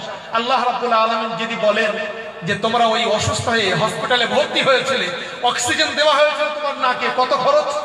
ঘন্টায় ২৫০ টাকা, ২ ঘন্টায় একটা হিসাব, সেটা আমরা আনুমানিক বলি। আমার দেওয়া অক্সিজেন তুমি নিয়েছিলে শ্বাস প্রশ্বাস এত কোটি বার। একবার শ্বাস নিয়েছো, একবার সুবহানাল্লাহ দাও, কে একবার আলহামদুলিল্লাহ দাও, কে একবার আল্লাহু আকবার দাও, একবার শ্বাস নেবার। তাহলে এত কোটি বার তুমি নিয়েছিলে, তাহলে এত কোটি বার আমাকে দাও, আমরা কে দিতে পারবো? যে কবার আমার শ্বাস প্রশ্বাস তুমি নিয়েছো, সেই কবার তুমি আমাকে একবার করে শুধু শুকরিয়া দিয়ে দাও, যেভাবেই পারো। আল্লাহ তোমার শুকর, আল্লাহ তোমার আলহামদুলিল্লাহ, আল্লাহ তোমার সুবহানাল্লাহ, যাই একটা বলুন না কেন, যদি আল্লাহ এটাই চায় যে এতটা তোমাকে দিয়েছি, এতটা আমি বুঝে নেব, বাস খালাস, আমরা কি পারবো? পেরে উঠবো না। তাই আল্লাহ রাব্বুল আলামিন বলছেন, আল্লাহর নবী বলছেন, মান হুসিবা উখিজা, যারই ধরা হবে সেই ধরা পড়ে যাবে, নিষ্কৃতি নাজাতের কোনো পথ নেই। আল্লাহ রাব্বুল আলামিন তাই বলছিলাম যে আল্লাহ আমাদের এখনো যে হায়াত রেখেছেন, আমরা যে জীবিত আছি, আমরা যে বেঁচে রয়েছি, আল্লাহর শুকর। এই জীবন আমাকে অপচয় করলে হবে না, এই জীবন আমাকে বরবাদ করলে হবে না। আসুন আল্লাহ রাব্বুল আলামিন আমাদের সেই জীবনকে কোন পথে চালাবো, কিভাবে চলবো, কোন ভাবে চললে আমাদের জীবনের মধ্যে ওই বুজুর্গনের দিনের মতো কিছু আসবে কারিশমা, কিছু না আসুক, আমার পরকালের হিসাবটা আসান হবে, আমার আমল নামাটা আমার ডান হাতে আসবে, বাম হাতে আসবে না। আল্লাহ রাব্বুল আলামিন তার হাবিবের হাতে আমাকে হাউজে কাউসার দেবেন, আমাকে বঞ্চিত করবেন না, ধাক্কা মেরে আলাদা করবেন না। নবী পাক সাল্লাল্লাহু আলাইহি ওয়াসাল্লাম হাতটা ধরে ফুলসিরাতের সেই চুলের থেকে বেশি সরু, তরবারির থেকে বেশি ধার, সেই পথ দিয়ে আমাকে আপনাকে জান্নাত পর্যন্ত নিয়ে যাবেন। কোন সেই কাজ? রব্বুল আলামিন তার পবিত্র কোরআনের একটা ছোট্ট আয়াতের কিছুটা অংশ আমি পাঠ করছিলাম, যেহেতু হাফেজ নই, আমার একটু মাঝে মাঝে গন্ডগোল হয়ে যায়। তো রব্বুল আলামিন বলছেন, ইন্নী মাআকুম, আমি তোমাদের সাথে আছি, অর্থাৎ আমার দয়া, আমার মায়া তোমাদের সাথে থাকবে। ইন্নী মাআকুম, আমার রহমত তোমাদের সাথে থাকবে। কখন থাকবে, কিভাবে থাকবে? আল্লাহ রাব্বুল আলামিন যে শর্ত প্রথম দিয়েছেন, আমরা অধিকাংশ সেই শর্তই আদায় করি না। আমরা সকলেই আশা করি আল্লাহর রহম আমার উপরে হোক, আল্লাহর দয়া আমাদের উপরে আসুক, আমাদের সমাজ শান্তিময় হয়ে উঠুক, আমার বাড়িটা সুখের একটা নীড় তৈরি হয়ে যাক, সুখ নীড় হোক আমার বাড়ি, যেন বাড়িতে ঢুকলে মনটা ভরে যায়। আমার স্বামী স্ত্রী, আমার বাপ বেটা, আমার ভাই ভাই, আমার পাড়া প্রতিবেশী, সবার সাথে যেন আমরা সুখের সাথে থাকতে পারি, একটা রহমতের পরিবেশ তৈরি হয়ে যায়। আল্লাহর এই রহমত আসবে। আল্লাহ একটা শর্ত দিয়েছে, ইন্নী মাআকুম, আমি তোমাদের সাথে। ইন্নী মাআকা, আমি তোর সাথে, তোমার সাথে 1 বছর নয়, আমি তোমাদের সকল পাড়া প্রতিবেশীর সাথে, তোমাদের সকল দেশবাসীর সাথে থাকবো। ইন্নী মাআকুম। শর্ত আছে কয়েকটা। 1 নম্বর শর্ত আল্লাহ যেটা বলেছেন, আজকে আমরা অধিকাংশ সবাই আমরা জানি, কিন্তু আমাদের মধ্যে নেই। লাইন আকামতুমুস সালাহ, আমি তোমাদের সাথে যদি তোমরা নামাজের সাথে আছো। লাইন আকামতুমুস সালাহ, যদি তোমরা নামাজ কায়েম করো। আল্লাহ বলেন লাইন আদাইতুমুস সালাহ, যদি তোমরা নামাজ পড়ো। আল্লাহ বলেন, আল্লাহ বলেন লাইন আকামতুমুস সালাহ, নামাজ প্রতিষ্ঠা করো। বাংলায় মানে করলে হয় নামাজ প্রতিষ্ঠা করো। যদি তোমরা নামাজ প্রতিষ্ঠা করতে পারো, তাহলে আমি তোমাদের সাথে আছি। আর যদি নামাজ প্রতিষ্ঠা না করো, সেটা আল্লাহ বলেননি, তাহলে শর্ত হলো কি, লটারিতে নাম্বার আসলে আমি প্রাইজ পাবো। নাম্বার আসেনি, ওটা আর কোম্পানি বলে না, তো আমরা ধরে নেই কি হবে, আমার নাম্বার আসেনি, লটারির নম্বর খাটেনি, 1 নম্বর এদিক ওদিক, আমি প্রাইজ পাবো? পাবো না, আমরা পাবো না। তাহলে ওটা যেমন আমরা লটারির নাম্বারে আমরা বলে দিতে পারছি, যদি নাম্বার না খাটে, শর্ত পুরো না হয়, তাহলে কি হবে, এখানেও তাহলে আল্লাহ দেওয়ার শর্ত যদি পুরো না হয় কি হবে? আল্লাহ তো রহম আরহামুর রাহিমিন, তিনি নিজ মুখে আর বলছেন না তোমাদের শাস্তি দেব, কিন্তু আমরা ধরে নিতে তো পারি লাইন আকামতুমুস সালাহ, যদি তোমরা নামাজ কায়েম করো। নামাজ কায়েম বলতে কি? নামাজ প্রতিষ্ঠা করো। নামাজ প্রতিষ্ঠা বলতে কি? নামাজকে সকলে সযত্নে যথাসময়ে আদায় করা, এর নাম হলো নামাজ প্রতিষ্ঠা। এটা ঠিক প্রতিষ্ঠা করার সংজ্ঞা বা বোঝানোর জন্য মানে না, তারপরে ওই বোঝাচ্ছি আপনাদেরকে। মনে করুন শুক্রবার, আজকে শুক্রবার, জুমার নামাজ। এখন আমরা জুম্মার দিনে কি দেখি? আমাদের গ্রামগঞ্জের সমস্ত মসজিদ, শুধু গ্রামের নয় শহরের যত মসজিদ আমরা দেখি, হয়তো হাজারে একটা মসজিদ আমরা পাবো যে মসজিদটা ভরে না, যে মসজিদটা ভর্তি হয় না। হাজারে একটা মসজিদ পাবো। আর বাকি সমস্ত মসজিদ, আমাদের 999টা মসজিদ অধিকাংশ সময় জুম্মার দিনে কানায় কানায় হয়ে যায়। রমজান মাসে তো শহরের রাস্তার গাড়িগুলো বন্ধ করে দিয়ে, যানবাহন একদিকে সরিয়ে দিয়ে রাস্তার উপরে নামাজ পড়তে হয়। আমাদের এত ভিড় জুম্মার দিনে। এরপরেও আমরা সকলেই জানি আমাদের কিছু মুসলমান ভাই এমনও থেকে যান, তারা জুম্মার দিনে ওই মসজিদে আসেন না। তারা নামাজি, তারা কলমা পড়েন, মুসলমান ভাই, নিজেদেরকে মুসলমান বলে দাবি করেন, অবশ্যই তারা ঈমানদার। আমরা তাদের জন্য দোয়া করব, ঘৃণা করব না। আল্লাহ তাদের হিদায়াত দান করুন, তাদেরকে নামাজি বানিয়ে দেখ, তাদেরকে মসজিদের সাথে সম্পর্ক করে দেখে। তো ওটা নয় ব্যাপারটা কি? তারপরেও কিছু মুসলমান বাইরে, তাহলে আমরা কিছু মুসলমান বা অধিকাংশ মুসলমান এসে আমাদের একটা নামাজে আমরা জুমার মসজিদ কানায় কানায় ভরিয়ে দিয়েছি, ঠিক। কিন্তু যদি দ্বিতীয় প্রশ্ন করি, আমাদের এলাকার, আমাদের গ্রামের, আমার জেলার, আমার রাজ্যের তথা আমার দেশের কোন একটা মসজিদের নাম বলুন, যে মসজিদে জুম্মায় যতটা মুসল্লি হয় ফজরের 2 রাকাত নামাজে ততটা মুসল্লি হয়। জুম্মায় যতটা মুসল্লি হয় ফজরের 2 রাকাত নামাজে ততটা মুসল্লি হয়। ফজর তো 365 দিন হলো 365 বার, আমরা 365 বাদ দিলাম, 300 বাদ দিলাম, 65 বাদ।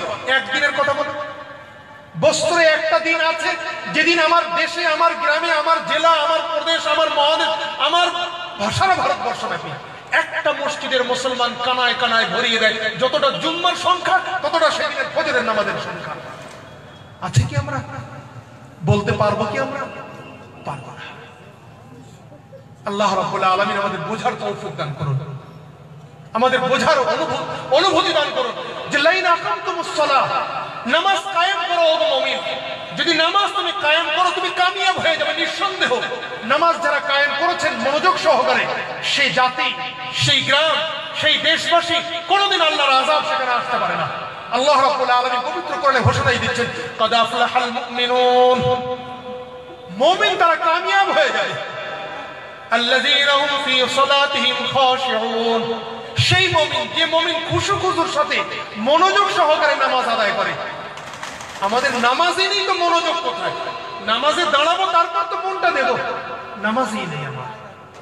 আমরা মুসলমান, আমরা আল্লাহর রহমতের প্রত্যাশী, আমরা নবীর শাফায়াতের আশা রাখি, আমরা আল্লাহর কুদরতি বলে আমাদের শত্রু বিনাশ হয়ে যাক আমরা এই দোয়া করি, ওগো আল্লাহ আমাদের বিরুদ্ধে যারা ষড়যন্ত্র করছে ধ্বংস করো, তুমি আযাব দাও তাদেরকে, আমাদেরকে সজীব করো, জীবিত রাখো, আমাদের উপরে তুমি রহমান, তুমি রহিম। তুমি তো আল্লাহ নবীর যুগের যে আল্লাহ, সেই আল্লাহ তুমি এখনো। অবশ্যই, কিন্তু নবীর যুগে যে আবু বকর ছিল আজকের আবু বকর সে আবু বকর নয়। নবীর যুগের যে উমর, যায়েদ, যে আব্দুর রহমান ছিল আজকের যুগের আব্দুর রহমান আছে, কিন্তু সেই আব্দুর রহমান নয়। নবীর যুগের যে আব্দুল্লাহ ছিল আজকের সেই আব্দুল্লাহ নয়। কালকে এক জায়গায় জলসায় এই কথাই বলছিলাম, আব্দুল্লাহ ইবনে উমর রাদিয়াল্লাহু তাআলার ঘটনা। আব্দুল্লাহ বলেই ওটা মনে পড়ে গেল, তাই বলছি। নবীর যুগের আব্দুল্লাহ আর আজকের আব্দুল্লাহর পার্থক্য কোথায়? নবীর যুগের একজন আব্দুল্লাহর নাম হলো আব্দুল্লাহ ইবনে উমর রাদিয়াল্লাহু তাআলা আনহু। 3 জন মানুষ ছিলেন আল্লাহর নবীর, আবাদালায়ে সালাসা বলা হতো, খুব বিখ্যাত আব্দুল। 3 জনের নাম আব্দুল্লাহ, 3 বন্ধু একসাথে ওটা বসা করতেন। আব্দুল্লাহ ইবনে উমর, আব্দুল্লাহ ইবনে আব্বাস, আব্দুল্লাহ ইবনে মাসউদ রাদিয়াল্লাহু তাআলা আনহুম। আবাদালায়ে সালাসা, 3টা আব্দুল্লাহ। তো তার মধ্যে একজন আব্দুল্লাহর নাম আব্দুল্লাহ ইবনে উমর। যখন হযরত আবু বকর সিদ্দিক রাদিয়াল্লাহু তাআলা ইন্তেকাল করে গেছেন, উমর রাদিয়াল্লাহু তাআলা ইন্তেকাল করেছেন, উসমানে গনি হযরত আলী রাদিয়াল্লাহু তাআলা ইন্তেকাল করে গেছেন। দীর্ঘ সময় পরে, নবীর থেকে অনেক পরে একবার তিনি মদিনা থেকে মক্কায় আসতেন হজ করতে। বোঝাতে চাইছে কি, আজকের যুগের আব্দুল্লাহ আর সেই স্বর্ণ যুগের আব্দুল্লাহর পার্থক্য কোথায়? যাদের উপরে আল্লাহ রহমত নাজিল করেছেন সেই আব্দুল্লাহ, আর যারা চোখের পানি ফেলে ফেলে মাটি ভিজিয়ে দেয় আল্লাহর রহমত আসে না, এই আব্দুল্লাহ। দুটো আব্দুল্লাহর পার্থক্য, দুটো আব্দুল্লাহর খোদা এক, দুটো আব্দুল্লাহর নাম এক, কিন্তু পার্থক্য কোথায়? যে ওর উপরে আল্লাহর রহমত, এর উপরে আল্লাহর গজব। কেন এই পার্থক্য? আব্দুল্লাহ ইবনে উমর রাদিয়াল্লাহু তাআলা তিনি মদিনা থেকে হজের যাত্রায় বাইর হয়েছে। বেশ কিছুটা পথ আসার পরে ফাঁকা মরুভূমি, ধূসর বালু, আর কিচ্ছু নেই। হঠাৎ তিনি এক জায়গায় বসলেন। মানুষ যেমন প্রস্রাব করতে বসে, ইস্তিনজায় বসে, ঠিক ওইভাবেই বসলেন, উঠে চলে আসলেন। আবার কিছুটা পথ গেলেন, ফাঁকা জায়গা, গাছপালা কিচ্ছু নেই। আরবের মানুষেরা মরুভূমির উপর দিয়ে সফর করে, ক্লান্ত হয়ে গেলে তারা কোনো বাবলা গাছের তলায় গিয়ে একটু আরাম করে। এটা আরবের মানুষের একটা অভ্যাস। কেন, দীর্ঘ পথ, ছায়া, কোনো বটবৃক্ষ তাদের তো নেই, আম গাছ, বট গাছ এরকম ছায়া তো নেই, ওই বাবলা তলায় তারা আরাম করতেন। তো সেখানে বাবলা গাছও নেই, ফাঁকা ময়দান। সেই ময়দানে আব্দুল্লাহ তিনি আসলেন, বালির উপরে একটা চাদর বিছিয়ে শুয়ে পড়লেন। 1-2 মিনিট শুলেন সুন্নতি তরিকায়, আবার উঠে আসলেন। যারা সঙ্গী সাথী ছিলেন তারা বলতেন, হুজুর আশ্চর্য, আপনি ওখানে বসলেন, উঠলেন, আপনি প্রস্তাব তো করেন, আপনি এখানে শুলেন, ধরেই নিলাম আপনি ক্লান্ত হয়ে গেছেন অতিরিক্ত, যে আপনি কখন ছায়া আসে সেই ছায়ার গাছের তলায় গিয়ে আরাম করব, আর পেরে উঠছি না, এখানেই একটু শুয়ে পড়ি। অনেক সময় আমাদের যখন ক্লান্ত হয়ে যায়, প্রেশার হাই হয়ে যায়, আমরা যে যেখানে সেখানেই বসে পড়ে। তা আপনার এরকম তো কেমন কিছু না, আপনি তো শুয়েও থাকেননি, উঠে চলে আসলেন, ব্যাপারটা কি? তখন তিনি বলছেন, আমি তখন ছোট, আমার নবী পাক সাল্লাল্লাহু আলাইহি ওয়াসাল্লাম হজ্জাতুল বিদার সফরে চলেছেন। মক্কা থেকে, মদিনা থেকে তিনি মক্কার পথে আসছেন, বিদায় হজ, আল্লাহর নবীর হজ করতে আসছেন, হজ্জাতুল বিদা। সেই বিদায় হজের পথে আমার এখনো, আমার স্মৃতি যদি ভুল না করে, আমার বুদ্ধি যদি লোভ না পেয়ে থাকে, মাথা যদি খারাপ না হয়ে থাকে, আমার এখনো দৃঢ়ভাবে আমি বলতে পারি, এই জায়গায়, এই সেই জায়গায়, এখানে বসে আমার নবী পেশাব করেছিলেন, ইস্তিনজা করেছিলেন। আজকে নবী নেই, আমার পেশাবের বেগও নেই, কিন্তু আমার নবীর জায়গায় বসে ওই জায়গায় নবীর মতো করা, এটা তো সুন্নত। আমার নবীর সুন্নতের একটু অনুসরণ আমি করব না? ওই যে জায়গা, আমার এখনো মনে আছে, এখানে একটা বাবলা গাছ ছিল, কেউ হয়তো কেটে নিয়েছে, আমার নবী এখানে এসে একটু আরাম করেছিলেন, ক্লান্ত হয়ে গিয়েছিলেন। আজকে আমি ক্লান্তি নই, আমার কি ক্লান্তি বোধ করছে না, আমি সুস্থ আছি, এখানে বাবলা গাছও নেই, কিন্তু যেহেতু নবী শুয়েছিলেন নবীর সুন্নত আদায় করার জন্য, আমি তো ওখানে একটু শুভ না? এই হলো নবী প্রেমে, এই হলো আল্লাহর নবীর অনুসরণ। তাই তারা ছোট্ট জীবনকে এত সুন্দরভাবে নবীর উপরে, ইমানের উপরে, কোরআনের জিন্দেগির সাথে তারা নিজেদেরকে তৈরি করে নিয়েছিলেন, যে তারা চাইতে হতো না, আল্লাহ রাব্বুল আলামিন এমনি এমনি তাদের উপরে বর্ষণ করতেন রহমত। এত সাহাবাদের যুগের কথা বলছি। আব্দুল্লাহ ইবনে মুবারকের কথা দেখুন, আরেকজন আব্দুল্লাহর কথা মনে পড়ে গেল। আব্দুল্লাহ ইবনে মুবারক রাহমাতুল্লাহ আলাইহি, তিনি বড় আল্লাহওয়ালা মানুষ, বাদশাহী করতেন তিনি। একদিন আল্লাহ তাকে হিদায়াত দিলেন, সবকিছু বিসর্জন দিয়ে তিনি জঙ্গলে গিয়ে আল্লাহ করতে লাগলেন। যখন তিনি রাতের অন্ধকারে বাড়ি থেকে বাহির হয়ে জঙ্গলে চলে গেলেন, নিরুদ্দেশ হয়ে গেলেন, তার দেশ চালানোর জন্য একজন মানুষ আবার রাজা হলেন, তাকে পদ দেওয়া হলো। কিন্তু সবাই মিলে তারা আব্দুল্লাহকে খুঁজতে লাগলেন। আব্দুল্লাহ ইবনে মুবারক কোথায়, ওকে খুঁজতে হবে। খুঁজতে খুঁজতে যিনি সেই পদে বর্তমান থেকে যিনি কাজ চালাচ্ছিলেন, একদিন জঙ্গলের পথ দিয়ে যেতে যেতে তিনি দেখতে পেলেন আব্দুল্লাহ ইবনে মুবারক একটা ছেঁড়া জামা গায়ে দিয়ে এক জায়গায় বসে আছে, আর একটা কাপড়, ছেঁড়া কাপড় সেলাই করছে। হে আব্দুল্লাহ, অবাক, তুমি এখানে? তুমি না রাজা?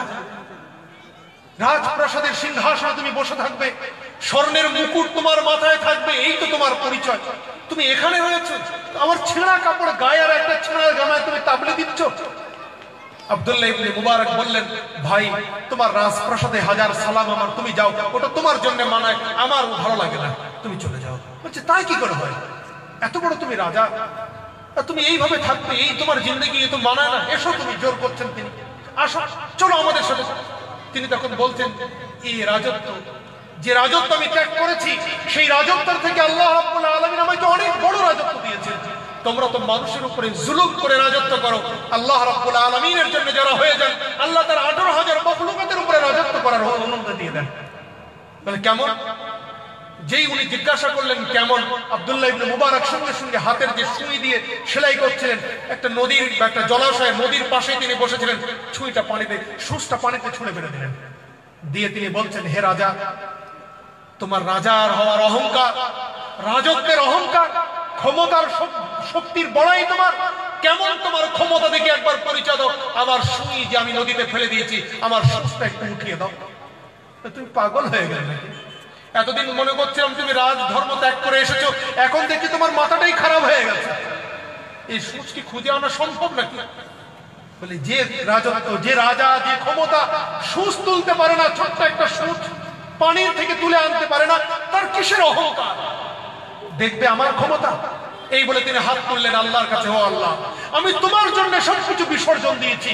আমার সূচ আজকে দিয়ে তুমি যে আমার হয়েছো আর আমি যে তোমার হয়েছি, তুমি যে আমাকে শক্তি দিয়েছো, সেই শক্তির পরিচয় তুমি তোমার বান্দাদেরকে দেখিয়ে দাও। আমার সূচ চাই, আমার সূচ তুমি ফিরিয়ে দাও। তিনি যেমনি মুখে হাত ঘষে হাত নামালেন, সেই জলাশয় বা নদীর কিনারায় দেখা গেল হাজারো মাছ চলে আসলো, সবার মুখে একটা করে সোনার সূচ। সুবহানাল্লাহ।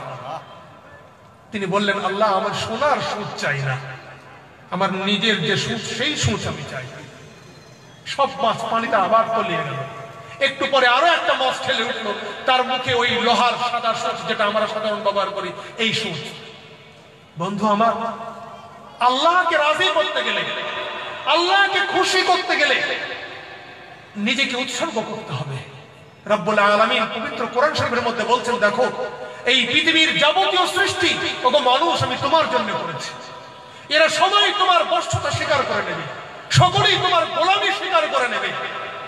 সব তোমাদের জন্য, শুধু মানুষ মানুষ তোমাদের জন্য, আর কারো জন্য নয়। আর এই মানুষকে সৃষ্টি করেছে আমার জন্য। আমা খালাকতুল জিন্না ওয়াল ইনস ইল্লা লিয়াবুদুন। আমি আল্লাহর ইবাদত করবে, আমি আল্লাহর পূজা করবে, আমি আল্লাহর আরাধনা করবে, আমি আল্লাহর জন্য গুণকীর্তন করবে। এই জন্যই মানুষের সৃষ্টি, আর যাবতীয় সৃষ্টি তোমাদের গোলামি করবে। যারা আল্লাহর সঠিক ইবাদত করতে পেরেছেন, সৃষ্টি আল্লাহর মানে আল্লাহর সেই নেক বান্দাদের গোলামি করেছে, তার পরিচয় এই। সাদ বিন ওয়াক্কাস রাদিয়াল্লাহু তাআলা আনহু আফ্রিকার দেশে তিনি যাচ্ছেন ইসলাম প্রচার করার জন্য সৈন্যবাহিনীর সাথে নিয়ে। যেতে যেতে একটা নদী পড়ে যায়, খরস্রোতা নদী, নৌকাও কিছু নেই, শত্রুপক্ষ সমস্ত নৌকা আর ডিঙি সরিয়ে নিয়েছে।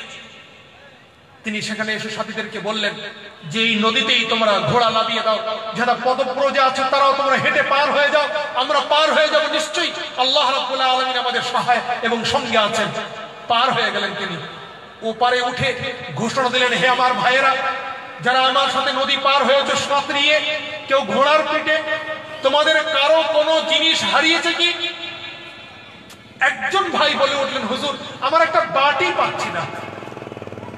সাদ ইবনে ওয়াক্কাস রাদিয়াল্লাহু তাআলা নদীর কাছে এসে দাঁড়ালেন, হে নদী, তুমি যদি আল্লাহর সৃষ্টি হয়ে থাকো, আমরা আল্লাহর গোলাম, আল্লাহর বান্দা, আল্লাহর ধর্মকে মানুষের কাছে পৌঁছানোর জন্য নিবেদিত প্রাণ, আমরা এখানে এসেছি। আমার ভাইয়ের বাটি হারিয়ে গেছে, তুমি তো খিদমত করার জন্য এদের বাটি ফিরিয়ে দাও। ইতিহাস সাক্ষী দেয় এখন যে স্রোতের উল্টো দিকে, স্রোত এইভাবে টেনে নিয়ে যায়, স্রোতের উল্টো দিকে উজানে বাটি ভেসে এলো, এখানে সেখানে এসে বাটি দাঁড়িয়ে গেল। সুবহানাল্লাহ। তাই হাদিস শরীফের মধ্যে আল্লাহ নবী সাল্লাল্লাহু আলাইহি ওয়াসাল্লাম বলেন, ইসমাউ লাকুম, ওগো আমার উম্মতিরা, ওগো আল্লাহর বান্দারা, তোমরা আল্লাহর আদেশগুলো মেনে নাও, শোনো শোনো, তোমরা তোমাদের সমস্ত কথা আল্লাহর সমস্ত সৃষ্টি তারা শুনে নেবে। আল্লাহ রাব্বুল আলামিন কি শুনতে বলেছেন আমাদের? নামাজের কথা, যাকাতের কথা, হাদিসের কথা, কোরআনের কথা। কিন্তু আফসোস আর দুঃখ আর পরিতাপ কোথায় রাখি? আজ মুসলমান যুবক সুস্থ সবল মসজিদের পাশেই ওটা এসে বসে রয়েছে, মসজিদের নামাজটাও সে পড়ে না। মসজিদের পাশে দিওয়ালের পাশেই চায়ের দোকানে সে বসে চা খায়, মসজিদের 5 ইঞ্চির দিওয়াল টপকিয়ে গিয়ে নামাজ পড়ার তার তৌফিক হয় না। বন্ধু, এক বর্ণনায় আসছে সমস্ত এই জীবজন্তু সবাই তারা আল্লাহর কাছে বলে, ইয়া রাব্বি লাকাল হামদ মা জাআলতানি কালবান। গরু, ছাগল, বেকুর এরা বলে, হে আল্লাহ, তোমার জন্য প্রশংসা, তোমার জন্য গুণকীর্তন সব তোমারই। আমরা তোমার প্রশংসা করছি এই জন্যে যে আপনি আমাদেরকে কুকুর তৈরি করেননি। কুকুর সৃষ্টি করেনি, গরু ছাগলেরা বলে, প্রত্যেক দিন তারা বলে। আর কুকুরও সে প্রত্যেক দিন বলে, ইয়া রাব্বি লাকাল হামদ, হে আমার রব, হে আমার সৃষ্টিকর্তা, আপনার আমি শুকরিয়া, আপনার গুণকীর্তন করছি। মা জাআলতানি খিনজিরা, আপনি আমাকে শূকর তৈরি করেননি। কুকুর পর্যন্তই ক্ষান্ত দিয়েছেন। শূকর সে প্রত্যেক দিন বলে, ইয়া রাব্বি লাকাল হামদ, হে আল্লাহ তোমার গুণকীর্তন, তোমার শুকরিয়া, তুমি আমাকে শূকর বানিয়েছো। মা জাআলতানি তারিকুস সালাহ, তুমি আমাকে নামাজ ত্যাগকারী মুসলমান তৈরি করোনি। নাউজুবিল্লাহ, আল্লাহ আমাদের হেফাজত করুন। শূকর নিকৃষ্ট, যার নামে আমরা থুতু ফেলি, যার নামে আমরা মুখ ছিটকাই, সেই শূকর পর্যন্ত আল্লাহর কাছে প্রশংসা করে বলছে, আল্লাহ তুমি আমাকে শূকর তৈরি করেছো, তোমার শুকরিয়া, তোমার কৃতজ্ঞতা, তুমি আমাকে নামাজ ত্যাগকারী বানাওনি। মুসলমান কোথায় কোথায় আমরা? আল্লাহ আমাকে ভাবার তৌফিক দান করুন, আপনাদেরকেও ভাবার তৌফিক দান করুন। সত্য স্বীকার করতে লজ্জা নেই, আমার মধ্যে এখনো সেই নামাজ আসেনি যে নামাজ আল্লাহ চান। আপনাদের দোয়া নেওয়ার জন্য এই বলতে এসেছি। পয়সা কামানোর এটা আমার পেশা নয়, বয়ান বক্তৃতা। কোন আল্লাহওয়ালা মানুষ থাকলে তারা দোয়া দেবেন, এই দোয়ার আশায় বলছি। বলার বাহানায় যদি আল্লাহ আমাকে নামাজি করে দেন, এই আশা নিয়ে আল্লাহ আমাকে নামাজি বানান, আপনাদেরকেও নামাজি বানিয়ে দেয়। বন্ধু আসুন আমরা সকলেই শপথ করি, আজকের এই জলসা, আজকের এই মিলাদ, আজকের এই ইসালে সালাম, যে নামে আপনি ডাকুন না কেন, সফল তখনই হবে যখন আমরা এই ইসালে সালামের পরের দিনে আমরা সকলেই যেখানেই থাকি না কেন, যে অবস্থায় থাকি না কেন, নামাজের সাথে নিজেদেরকে যুক্ত করতে পারবো, নামাজের সাথে নিজেদেরকে জুড়তে পারবো। যদি নামাজের সাথে না জুড়ি, আপনি যেই হন না, যত বড়ই হন না কেন, আপনি হাফেজ, মাওলানা, কারি, মিলাদ কমিটির সেক্রেটারি, মসজিদের ক্যাশিয়ার, আপনি যেই হন না কেন, কামিয়াব নন, আপনি সফল নন। আপনার জীবনে একদিন না একদিন ধ্বংস অনিবার্য, আপনার জীবনে আল্লাহর আযাব অনিবার্য। ইহকালে কখনো কখনো আল্লাহ দেখিয়ে দেন, পরকালে তো নিশ্চিত দেখাবেনই আল্লাহ রাব্বুল আলামিন। আল্লাহ রাব্বুল আলামিন পবিত্র কোরআন শরীফে এই নামাজীদের সম্পর্কে এক জায়গায় বলতে গিয়ে বলছেন, এত সুন্দর করে বোঝানোর পরে আর কি দিয়ে বোঝালে তোমরা বুঝবে, কি করে বোঝালে তোমরা নামাজের পথে আসবে, বলো কি করে বলবে? আবিআই হাদিসিন বাদাহু ইউমিনুন, কি বললে তোমরা নামাজের কথা বিশ্বাস করবে? নামাজ আল্লাহ রাব্বুল আলামিন কবরে গেলে আমলের জিন্দেগিতে সর্বপ্রথম আল্লাহ যে হিসাব নেবেন আমাদের কাছ থেকে, সেটা হলো এই নামাজ। হাসরের ময়দানে যখন দাঁড়াবো আমরা, আল্লাহ রাব্বুল আলামিন যে হিসাব নেবেন সেটাও হলো এই নামাজ। তো যে কথা থেকে শুরু করেছিলাম প্রায় শুরুর দিকে, যে রাব্বুল আলামিন কিয়ামতের একটা ভয়াবহ কথা আমাদের বলছেন। মানুষ, গর্ভবতী মা তার গর্ভ হারিয়ে ফেলবে, দুধের শিশু, দুধ পানকারী মা তার শিশুকে হারিয়ে ফেলবে, সুস্থ মানুষ তার হাত কামড়িয়ে মাংস কষে কামড়িয়ে খেয়ে ফেলবে, সে অনুভব করতে পারবে না। সেই কঠিন দিনে মানুষ যখন ত্রাহি ত্রাহি করবে, মানুষ যখন চিৎকার করবে, এমনকি স্বয়ং মুসা আলাইহিস সালাম এক সময় গিয়ে বলবে, হে আল্লাহ আমার উম্মত দরকার নেই, আমার কারো দরকার নেই, নফসি নফসি ইয়া রাব্বি, কারো চিনি না, আমি কাউকে চাই না, আপনি আমাকে একটু রক্ষা করুন, আমাকে একটু বাঁচান। সেই দিন আল্লাহ রাব্বুল আলামিন তার আরশ আনবেন এই হাসরের ময়দানে, আর আরশের একটা শীতল ছায়া তৈরি করবেন। সেই ছায়া এত সুন্দর ছায়া হবে, পৃথিবীর কোন ছায়া দিয়ে সেই ছায়াকে বোঝানো যাবে না। সেই ছায়া যারা স্থান পাবেন তাদের পিপাসা পাবে না, তাদের ক্ষুধা লাগবে না, কোনো যন্ত্রণা, কোনো কষ্ট কিছুই হবে না, তারা আনন্দে এবং আরামের সাথে থাকবেন। সেই ছায়ায় যাদের স্থান দেওয়া হবে তাদের মধ্যে একজন সেই মানুষ যিনি হাটে ঘাটে বাজারে বাড়িতে যেখানেই থাকতেন না কেন, তার অন্তর পড়ে থাকে মসজিদের মধ্যে। হাদিস শরীফের মধ্যে আল্লাহ নবী সাল্লাল্লাহু আলাইহি ওয়াসাল্লাম বলছেন, তার কলব কোথায় থাকে? মসজিদের সাথে লেগে থাকে। সেই মানুষকে আল্লাহ রাব্বুল আলামিন ওই আরশের ছায়ায় স্থান দান করবেন। নবী পাক সাল্লাল্লাহু আলাইহি ওয়াসাল্লাম ইচ্ছা করলে বলতে পারতেন যে মানুষ 24 ঘন্টা মসজিদে বসে থাকবেন না, তা বলেন না তিনি বলছেন যে মানুষ মসজিদে নামাজ পড়ে বাইরে আসবেন, দোকানে থাকবেন, কিন্তু কান তার মসজিদে থাকবে কখন হাইয়া আলাস সালাত ডাক আসে, কান তার মসজিদে থাকবে কখন হাইয়া আলাল ফালাহ আওয়াজ আসে, ঘোষণা আসে। সে বাড়িতে আছে, তার কান লেগে আছে মসজিদে, যে কখন আমি মসজিদে গিয়ে আবার নামাজ পড়বো। এইভাবে যারা নামাজের মধ্যে থাকবেন, এইভাবে যারা নামাজের সাথে সম্পৃক্ত হতে পারবেন, আল্লাহ রাব্বুল আলামিন কাল হাসরের ময়দানে, কাল কিয়ামতের মাঠে আল্লাহ রাব্বুল আলামিন ওই মানুষদেরকে তার আরশের ছায়ায় তিনি স্থান দিয়ে নিজের কাছে নিয়ে আসবেন। আরশের কাছে মানে নিজের কাছে নিয়ে চলে আসবেন। কোরআন শরীফের মধ্যে রব্বুল আলামিন তাই তিনি বলছেন এক জায়গায়, আল্লাহর কাছাকাছি আসতে চাও, আল্লাহর নিকটে থাকতে চাও, ওয়াসজুদ ওয়াক্তারিব, সিজদা করো, আল্লাহর নৈকট্যতা লাভ করো, সিজদা করো আর আল্লাহর নিকটে পৌঁছিয়ে যাও। আর হাদিস শরীফের মধ্যে আল্লাহ রাব্বুল আলামিনের প্রিয় নবী সাল্লাল্লাহু আলাইহি ওয়াসাল্লাম বলছেন, আস-সাজিদু ইয়াসজুদু বাইনা কাদামাইর রহমান, সিজদাকারী সে সিজদা দেয় আল্লাহ রাব্বুল আলামিনের কুদরতি দুটো পায়ের মাঝখানে, সে যেন সিজদা দিয়ে থাকে। সুবহানাল্লাহ, আল্লাহর এত নিকটে চলে আসে। যে মুসা নবীর কথা বলছিলাম, সেই মুসা নবী একদিন আল্লাহ রাব্বুল আলামিনের কাছে বলছেন, ওগো আল্লাহ, তুমি তো আমাকে একটা বিশেষ গুণ দিয়েছো যে আমি পৃথিবীর জমিনে থেকেও তোমার সাথে কথা বলেছি। আমার উপাধি হয়েছে মুসা কালিমুল্লাহ, আমার নাম মুসা কালিমুল্লাহ। আমি মুসা, আমি কালিম মানে কথোপকথন করার যিনি, আল্লাহর সাথে যিনি কথোপকথন করেছেন। তা আপনার সৃষ্টির মধ্যে, আপনার বান্দাদের মধ্যে আর কি কারো সাথে আপনি কোনোদিন কথা বলবেন? আল্লাহ রাব্বুল আলামিন বলছেন, ওগো মুসা, তোমার পরে একটা উম্মত আসবে, সায়াতি উম্মাতুন উম্মাতু আহমদ, তোমার পরে একটা উম্মত আসবে, একটা জাতি আসবে, যে উম্মত কার হবে? আহমদ নামক আমার একজন বিশেষ নবী, নবী আহমদ। আহমদ কার নাম? আমার নবীর নাম সাল্লাল্লাহু আলাইহি ওয়াসাল্লাম। আহমদ নবীর উম্মত হবে। সেই উম্মতই যখন তারা নামাজের মধ্যে দাঁড়াবেন, তাদের সাথে আমি কথোপকথন করব। সুবহানাল্লাহ। এই জন্য বলা হয় আস-সালাতু মি'রাজুল মুমিনিন। হাদিস শরীফের মধ্যে এসেছে আস-সালাতু মি'রাজুল মুমিনিন, নামাজ হলো মুমিনের মেরাজ। মেরাজে গিয়ে আল্লাহর নবী কি করেছিলেন? আল্লাহর দরবারে গিয়ে তিনি কথোপকথন করেছিলেন।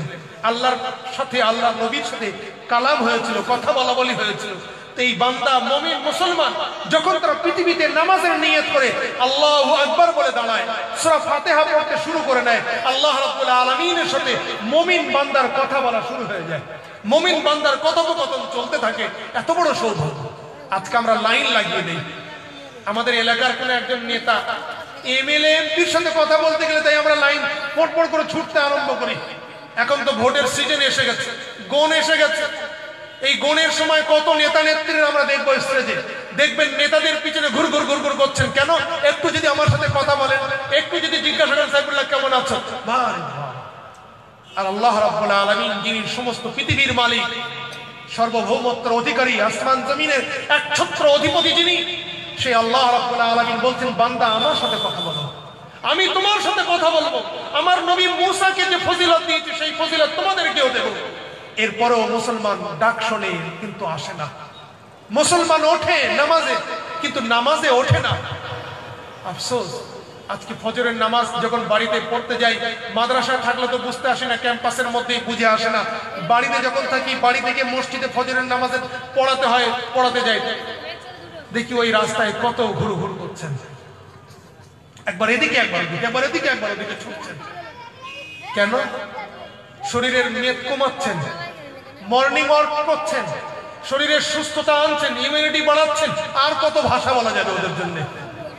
পড়া কপাল মুসলমান 2 রাকাত নামাজ, সে ফজরের নামাজ ওই মসজিদে গিয়ে কপালটা ঠেকে আসতে পারেনি। যে কপাল ঠেকালে তার আল্লাহর সাথে তার কথা হতো, তার পবিত্র আল্লাহ রাব্বুল আলামিনের পবিত্র কুদরতি পায়ে তার সিজদা দেওয়া হতো, আল্লাহ রাব্বুল আলামিনের সাথে তার নৈকট্যতা লাভ হয়ে যেত। পূর্ব যুগের নবী এবং রাসূলদের যে সওয়াব, যে ফজিলত আল্লাহ দিয়েছেন, সেই ফজিলত পেয়ে যেত। মুসলমান সে পারে না। আল্লাহ রাব্বুল আলামিন আমাকে আপনাকে বোঝার তৌফিক দান করুন। আমরা এরপরও স্বপ্ন দেখি যে আমাদের কেন হবে না আমাদের সমাজে উন্নতি, কেন আল্লাহর রহমত আসবে না। সেদিনের তো কথা, তাবিঈনের যুগের কথা, সাহাবী যুগের নয়, নবী যুগের নয়। সাহাবীদের যুগ শেষ, তাবিঈনের যুগ শেষ, তাবিঈনের যুগের কথা। মদিনারই কোন একজন কাজী সাহেব, মদিনার একজন কাজী, সেই কাজী সাহেব তার মেয়ের বয়স হয়েছে, মেয়েকে বিয়ে দেবেন।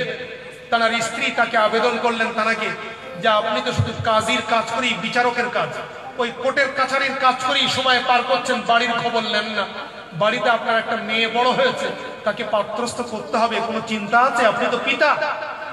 তিনি বলছেন যে আমি ফুরসত পাচ্ছি না, এই জন্য খবর নিচ্ছি না, কিন্তু অমুক গ্রামের একটা ছেলে আছে, সেই ছেলে আমার মনে ধরেছে, ভালো ছেলে, শুনেছি ভালো, তো একটু খবর নিতে হবে ভালো করে, তারপরে তার সাথে আমরা বিয়ে দেব। চোখ খুলে যাবে। আজকে আমার গ্রামের বিয়ে, মাওলানা সাহেবদের বিয়ের কথা বলি, সাধারণ মানুষ তো দূরের কথা, তো তিনি সেই মেয়ের বিয়ে দেবেন বলে ছেলে দেখতে গেছেন। কখন গেছেন? ফজরের নামাজের সময় গিয়ে গ্রামের মসজিদের এক কোনায় বসে নামাজে অংশগ্রহণ করেছেন। নামাজে দেখলেন যে গ্রামের যতটা মুসলমানের বাস ততটা পরিমাণ মুসল্লি সেখানে আসেননি। নামাজের পরে তিনি সেই ছেলে যিনি প্রস্তাব দিয়েছিলেন তার বাড়িতে খবর পাঠিয়ে দিলেন যে আমি তোমাকে আমার কন্যা দিতে পারছি না বাবা, তুমি নিজে সৎ, নিজে ভালো, আমি তোমার সততা এবং নেকির উপরে আমি প্রশ্ন তুলছি না, কিন্তু তোমার সাথে আমার মেয়ে বিয়ে দেব না। বলে কেন হুজুর? যে না, তোমার এলাকার মানুষ নামাজ পড়ে না, যে এলাকার মানুষ নামাজ পড়ে না সেখানে আল্লাহর বরকত, আল্লাহর রহমত নাজিল হয় না, আল্লাহর গজব আযাব আসে। আমার মেয়ে দিলে আমার মেয়েকে নিয়ে তুমি ওই গ্রামে বসবাস করবে, সেই আযাবে না জানি আমার মেয়ে আমার নাতিপুতিদের উপরে এসে যায়। বন্ধু, এই হলো নামাজ। আসুন আজকে আমরা শপথ করে উঠি, আল্লাহ রাব্বুল আলামিন আমাকে বেশি করে, আপনাদেরকে বেশি করে, সকলকেই, আমাদের বাড়ির সমস্ত নারী পুরুষ নির্বিশেষে সকল সাবালক সাবালিকাকে আল্লাহ নামাজের সাথে সম্পর্ক গড়ে তার নৈকট্য লাভ করার তৌফিক দান করুন। এই বলে আমার স্বল্প জ্ঞানের মাধ্যমে যে দুই একটি কথা বললাম, ভুল বেয়াদবি হলে মাফ করে দেবেন, নেওয়ার মতো হলে কবুল করবেন। যদি ভুল কিছু বলে থাকে আল্লাহ আমার এবং আপনার জেহেন থেকে সেগুলো মুছে দেন। আল্লাহ আমাদের বলা শোনাকে কবুল করে নেন, আমিন। এই বলে বক্তব্য শেষ করছি। ওয়া আখিরু দাওয়ানা আলহামদুলিল্লাহি রাব্বিল আলামিন।